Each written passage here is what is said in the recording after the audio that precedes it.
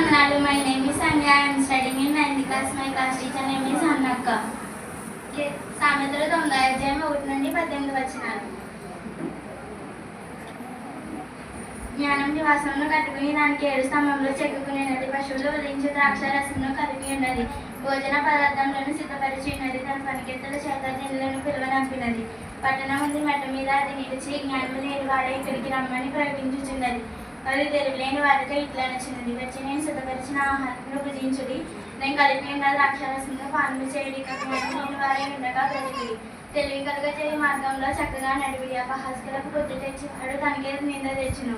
భక్తిహీనను గద్దించి వానికి అవమానమే కలుగును. అపహాస్కుని గద్దింపకము. వాడిని గద్దించిన ఎడల వాడు నిన్ను ద్వేషించును. జ్ఞానము గలవాడిని గద్దింపగా వాడు నిన్ను ప్రేమించును. జ్ఞానము గలవానికి ఉపదేశం చేయగా వాడు మరింత జ్ఞానము నొందును. నీతి గలవానికి బోధ చేయగా వాడు జ్ఞానాభివృద్ధి నొందును. యెహోవా యందు భయభక్తులు కలిగి ఉంటాయి జ్ఞానమునకు మూలము. పరిశుద్ధ దేవుని కూర్చున్న దవ్య వివేచనకు ఆధారము. నీవు జ్ఞానమే నా వలన నీకు దీర్ఘాలు కలుగును.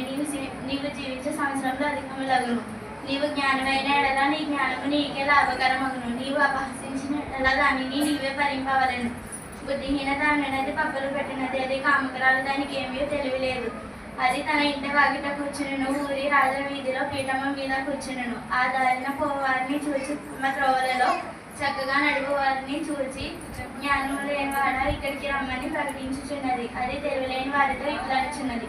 వచ్చి నేను సిద్ధపరిచిన ఆహారం అది తెలివిలేని వాడొకడు వచ్చిన చూచి దొంగలించిన నీళ్లు తిప్పి చాలిన తిన్న భోజనము రుచి అని చెప్పాను. అయితే అక్కడ ప్రేతాలు ఉన్నారనేది. ఆ ఇంటికి పోవారు పాతాళ కూపంలో ఉన్నారని వారికి ఎంత మాత్రమో తెలియలేదు.